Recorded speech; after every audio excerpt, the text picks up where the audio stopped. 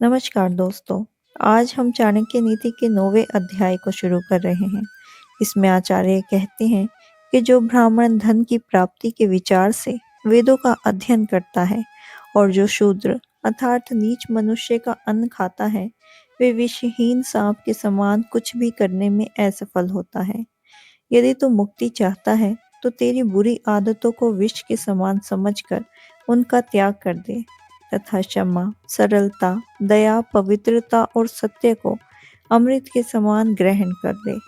आचार्य चाणक्य ने मुक्ति चाहने वालों को सलाह दी है कि विषयों को वे विष के समान छोड़ दे, क्योंकि जिस तरह विष जीवन को समाप्त कर देता है, उसी तरह विषय भी प्राणी को भोग के रूप में नष्ट करते रहते हैं।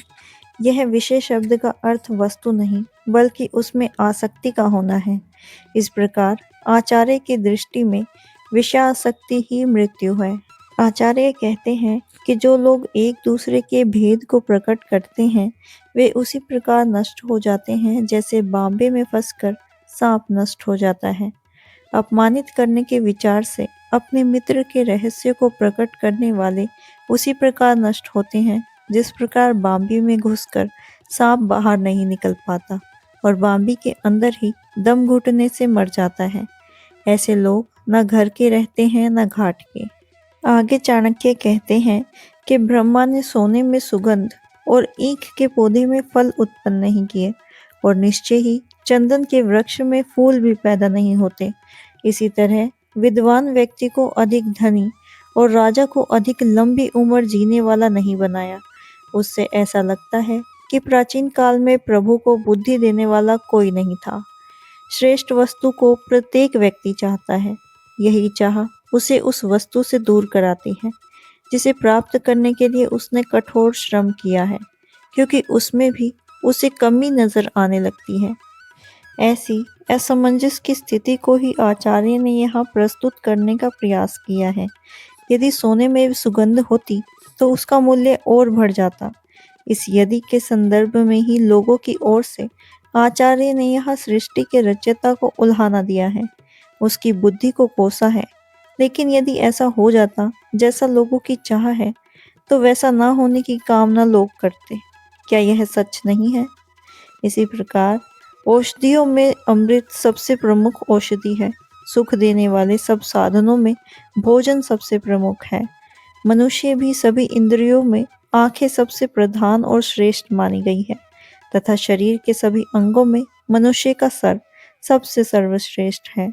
कुछ व्यक्तियों ने इस श्लोक में आए हुए अमृता शब्द का अर्थ गिलोय से भी किया है। गिलोय का उपयोग अनेक रोगों में किया जाता है, परंतु मूल्यतः अर्थ अमृत ही उचित है, क्योंकि अमृत भी एक प्रकार की औषधि है और अमृत से सभी को जीवन प्राप्त हुआ है। मनुष्य के पास धन आदि सभी सुख सुविधाएं हैं, परंतु जब तक वह भोजन नहीं करता तब तक उसे पूर्ण सुख प्राप्त नहीं होता। इसीलिए भोजन को सभी सुखों में प्रधान माना गया है। मनुष्य अनेक इंद्रियों से युक्त है। वह सुनता है, स्पर्श करता है, चीखता है, अनुभूति करता है, परंतु यदि वह देख नहीं सकता तो उसे इंद्रियों की पूर्णता सुख प्राप्त नहीं होता। इसीलिए आंखों को सभी इंद्रियों में प्रधान बताया गया है। इसी प्रकार शरीर के सभी अंगों में मनुष्य का सर प्रधान है। उसी को सभी अंगों में श्रेष्ठ माना गया है। आगे आचार्य कहते हैं कि विद्यार्थी, सेवक, मार्ग में चलने वाला यात्री, भूख से पीड़ित, डरा हुआ व्यक्ति और भंडारे की रक्षा करने वाला द्वारपाल यदि अपने कार्यकाल में सो रहे हों तो इन्हें जगा देना चाहिए। यदि विद्यार्थी सोता रहेगा तो विद्या का अभ्यास कैसे करेगा? मालिक यदि सेवक को सोता हुआ देख लेगा तो उसकी नौकरी खतरे में आ जाएगी। यदि यात्री रास्ते में सो जाएगा तो या तो उसके सामान की चोरी हो जाएगी या उसकी हत्या कर दी जाएगी। स्वप्ने में यदि कोई प्यास या भूख से व्याकुल हो तो उसे जगाना ही उसकी समस्या का समाधान है। यही बात सपने में डरे हुए व्यक्ति पर भी लागू होती है। भंडारे के रक्षक तथा द्वारपाल सो रहे हो तो उन्हें जगा देना ही ठीक रहता है, क्योंकि उनके सोने से उनकी ही अनेक प्रकार की हानि होती है। आचार्य के इस कथन को शास्त्र के उन आदेशों से जोड़कर देखना चाहिए जिनमें यह कहा गया है कि सोते हुए व्यक्ति को उठाना नहीं चाहिए। निद्रा शारीरिक और मानसिक विश्राम की वह अवस्था है जो प्राणी के संतुलन की समुचित व्यवस्था देती है। इस संदर्भ में पशु और वृक्ष को सोते हुए ना जगाना और रात्रि के समय स्पर्श न करने का निर्देश दिया गया है। आगे आचार्य कहते हैं कि सांप, राजा, बाघ, सुअर, बालक, दूसरों के कुत्ते और मूर्ख व्यक्ति को सोते में जगाना नहीं चाहिए। यदि सोए हुए सांप को जगाओगे तो वह काट खाएगा। इसी प्रकार सोते हुए राजा को जगाने पर वह क्रोधित होकर हत्या का आदेश दे सकता है।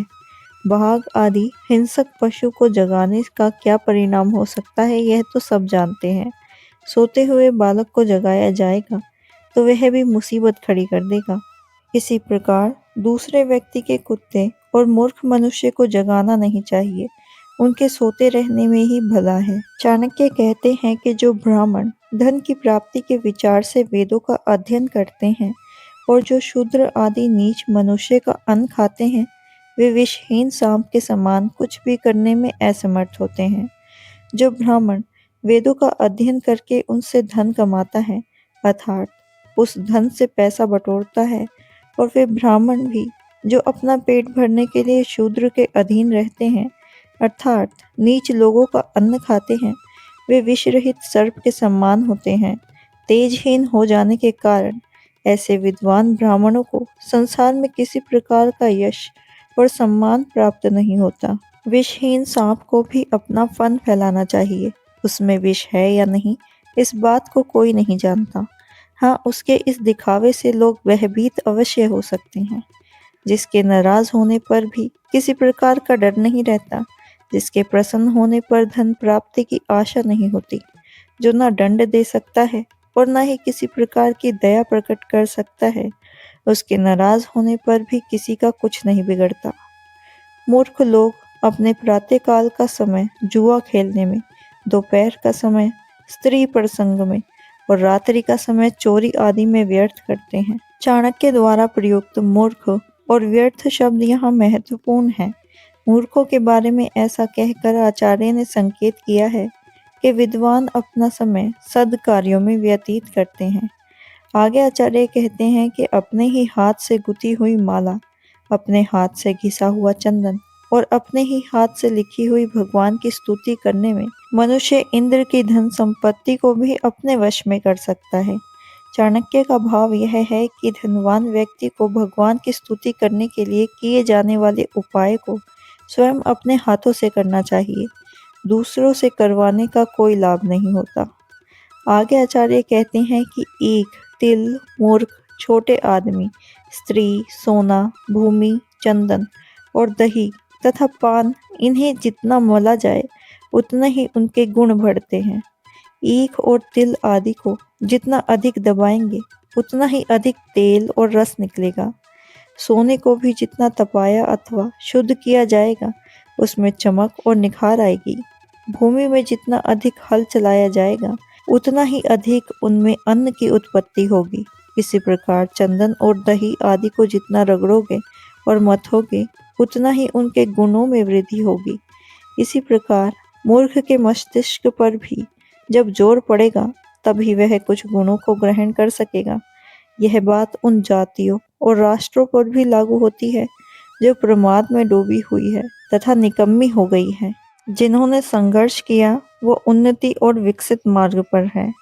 आगे आचार्य कहते हैं कि दरिद्र अवस्था में यदि व्यक्ति धैर्य नहीं छोड़ता तो निर्धनता कष्ट नहीं देती। साधारण वस्त्रों को यदि साफ रखा जाए तो वह भी अच्छा लगता है। यदि सामान्य भोजन जिसे पौष्टिकारक ना माना जाए तो भी ताज़ा और गरम गरम खाया जाए तो अच्छा लगता है। इसी प्रकार सुशीलता आदि गुणों के होने पर कुरूप बुरी नहीं लगती। आचार्य के अनुसार व्यक्ति में यदि गुण है तो उसके दोषों की ओर ध्यान नहीं जाता। वस्त्र भले ही सस्ता हो लेकिन स्वच्छ होना चाहिए। भोजन भले ही साधारण हो किंतु उचित ढंग से उसे यदि पकाया और परोसा जाए तो वह भी अच्छा लगता है। अर्थ यह है कि व्यक्ति के गुणों की प्रधानता होनी चाहिए, दिखावे की नहीं। इस अध्याय में चाणक्य ने मनुष्य के जीवन के लक्ष्य को बताते हुए कहा है कि जो व्यक्ति संसार से मुक्त होना चाहता है, उन्हें विषय वासनाओं का त्याग विष के समान कर देना चाहिए और इनसे बचना चाहिए। जो नीच मनुष्य दूसरों के प्रति घृणा करते हैं, वो नष्ट हो जाते हैं। कोई भी उनका सम्मान नहीं करता। चाणक्य संसार की विचित्र धारणाओं को व्यक्त करते हुए बताते हैं कि सोने में सुगंध नहीं होती, ईख पर फल नहीं लगता, चंदन के वृक्ष पर फूल नहीं लगते, विद्वान व्यक्ति के पास धन नहीं होता और राजा को प्राय अधिक आयु नहीं मिलती। ये बातें देखकर ऐसा लगता है कि परमेश्वर ने यह काम करते हुए बुद्धि का सहारा नहीं लिया। अर्थात भूल तो किसी से भी हो सकती है, काश परमात्मा ने ऐसा किया होता। चाणक्य कहते हैं कि अमृत सबसे उत्तम औषधि होती है, क्योंकि इससे मृत्यु, रोग से मुक्ति मिल जाती है। सबसे बड़ा सुख भोजन की प्राप्ति है। ज्ञान इंद्रियों में सबसे उत्तम आँख है और शरीर के अंगों में सबसे श्रेष्ठ मनुष्य का सर होता है। ब्राह्मण की विद्वता बताते हुए चाणक्य का कथन है कि आकाश में कोई नहीं गया, सूर्य चंद्रमा तक कोई नहीं पहुंच पाया, परंतु जिस विद्वान ब्राह्मण ने उसकी गति, उसके ग्रहों से संबंधित ज्ञान दिया, वो भविष्यवाणी की है, उसे विद्वान मानने में संकोच नहीं करना चाहिए। अर्थात पृथ्वी पर बैठे बैठे जिसने इन आकाशीय घटनाओं को पूरी तरह से सही आंकलन कर दिया, वह निश्चय ही सराहना के योग्य है। चाणक्य के अनेक स्थानों पर कहा गया है कि व्यक्ति को संसार में सतर्क होकर जीवन बिताना चाहिए। विद्यार्थी, नौकर, यात्री और भूख से दुखी डरा हुआ व्यक्ति, इन्हें सदा जागते रहना चाहिए। यदि इन्हें सोता हुआ देखें तो इन्हें जगा देना चाहिए। लेकिन राजा, सांप, बाघ, जंगली सुअर और दूसरों का कुत्ता तथा मूर्ख व्यक्ति यदि सोते पड़े रहें तो इन्हें जगाना नहीं चाहिए। ये सोए ही हितकारी हैं। इस अध्ययन में आचार्य चाणक्य ने ब्रह्मांड के संबंध में कहा है कि उन्हें पतित लोगों से किसी प्रकार की सहायता नहीं लेनी चाहिए, क्योंकि ऐसे लोगों से स्वार्थ भी तुच्छ ही होते हैं। समय आने पर उनकी पूर्ति में सहयोग करना और ना करना दोनों ही परिस्थितियां दुर्भावली हैं। सहयोग करने पर नैतिकता की हानि होती है तथा ना करने पर कृतंद होने का अभ्यास होता है। आचार्य का कहना है कि मनुष्य को अपना वास्तविक स्वभाव नहीं छोड़ना चाहिए। अर्थात यदि सांप विष रहित है तो भी उसे अपने पर आक्रमण करने वाले को डराने के लिए फन फैलाना चाहिए। इसका अर्थ यह है कि आडंबर से भी दूसरे व्यक्ति को प्रभावित किया जा सकता है। किसी संत द्वारा सर्प को दिया गया यह उपदेश सभी ने पढ़ा या सुना होगा कि फुफकारना जरूरी होता है, भले ही डसने का मन ना हो। मूर्खों को इस बात का ज्ञान नहीं होता कि किस समय कौन सा कार्य काम आ जाए। वह प्रातःकाल ही जुआ आदि खेलने लगते हैं, दोपहर के समय भोग विलास और यात्री का समय चोरी आदि के बुरे कामों में बिताते हैं। ये तीनों कार्य धर्म और कानून दोनों की दृष्टि से गलत हैं। इससे धन और सम्मान दोनों की हानि होती है। सबसे बढ़कर इनमें आत्मा का पतन होता है।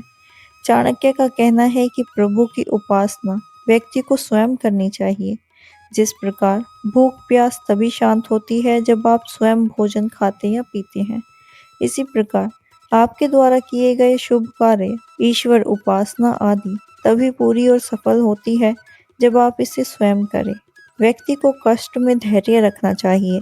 धैर्य से कष्ट उतने दुखदायी प्रतीत नहीं होते जितने धैर्य न होने पर होते हैं। अनुभव में तो यही आया है कि धैर्य दुख को कम नहीं करता, बल्कि सुख को भी साथ के साथ उजागर कर देता है। ऐसे में दुख रहता ही नहीं है।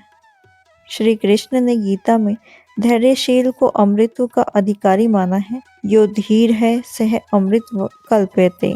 इस प्रकार मनुष्य का सबसे सर्वाधिक महत्वपूर्ण गुण है धैर्य। इसी के साथ चाणक्य नीति का 9वां अध्याय समाप्त होता है। आशा है आपको यह वीडियो पसंद आया होगा। अगर आपको यह वीडियो पसंद आया हो तो इसे लाइक करें, शेयर करें और हमारे चैनल को सब्सक्राइब करना ना भूलें।